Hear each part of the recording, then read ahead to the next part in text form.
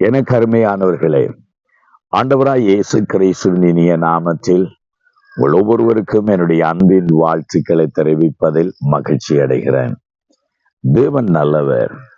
இக்கட்டி நாளில் அவர் நமக்கு அரணான கோட்டை. தம்மை நம்புகிறவர்களை தேவன் விடுவிக்கிறார் என்று வேதம் வசனம் சொல்லுகிறது. ஆம், ஆபத்து நாட்களில தேவன் நம்மை விடுவிக்கிறார். நெருக்கத்தின் காலத்தில கர்த்தர் நம்மை விடுவிக்கிறார்.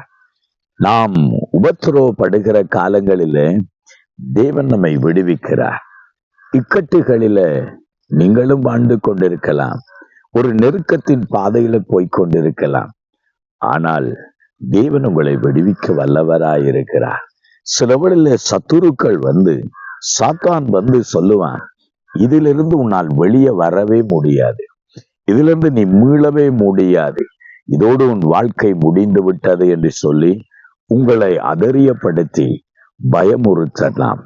ஆனாலும் நாம் நம்புகிற தேவன் நம்மை விடுவிக்க வல்லவர் என்பதை ஒருபோதும் மறந்துவிட வேண்டாம். வேதத்தில் ஒரு சம்பவத்தை நாம் பார்க்கிறோம். எசேக்கியா என்ற ஒரு ராஜா இருந்தார். தேவன் மேல் அவ்வளவு நம்பிக்கை கொண்ட ஒரு ராஜா. அவனுக்கு முன்னாக அப்படி தேவன் மேல் நம்பிக்கை கொண்டவன் எவனும் இல்லை. அவனுக்கு பின்னாக தேவன் மேல் நம்பிக்கை கொண்டவன் யாரும் இல்லை. எசேக்கியா கர்த்தர் மேல் நம்பிக்கையா இருக்கிற போது அந்த தேசத்துக்கு விரோதமா அசூரிய ராஜா வந்தான். நீங்கள் ஏசாயாவின் புஸ்தகம் 37வது அதிகாரங்களில் நீங்க கவனிக்கலாம். அந்த ராஜா அவனை சரணடைய சொல்கிறான். நெருக்கமான ஒரு சூழ்நிலை, தீர்மானிக்க கடினமான ஒரு சூழ்நிலை.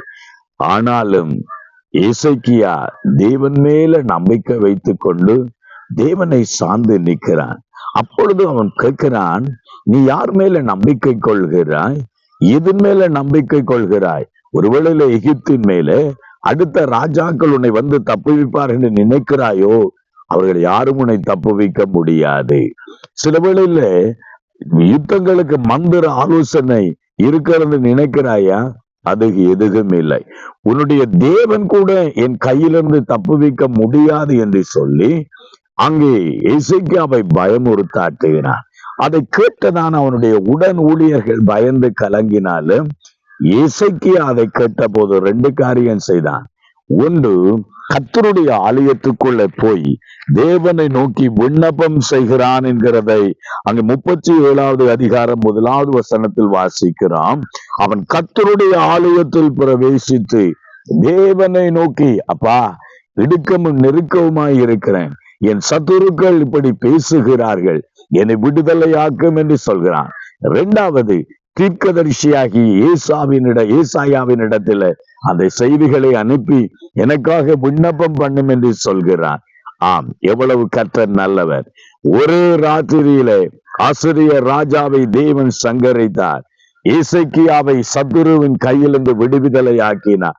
உங்களுக்கு விரோதமாய் சத்துரு பேசி உங்களை அதரியப்படுத்தி பயமுறுத்தாட்டி கொண்டிருக்கலாம். உங்களுடைய வாழ்க்கையில ஒரு நெருக்கமும் இடுக்கமான சூழ்நிலை நின்று கொண்டிருக்கலாம். நீங்களும் எசேக்கியாவை போல ஆண்டவருடைய ஆலயத்துக்குள் போங்கள். ஆண்டவரை நோக்கி உங்கள் விண்ணப்பங்களை வையுங்கள்.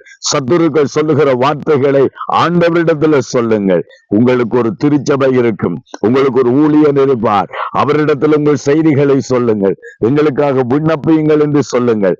ஆண்டவர் உங்கள் நடுவில தம்முடைய தூதரை அனுப்பி உங்களை நெருக்கத்திலிருந்து விடுதலையாக்குவார். எசேக்கியாவை விடுவித்த தேவன் உங்களையும் என்னையும் விடுவிக்க வல்லவராயிருக்கிறார். ஒரு நெருக்கமான சூழ்நிலையில, இடுக்கமான சூழ்நிலையில நீங்கள் போய்கொண்டிருக்கிறீர்களா?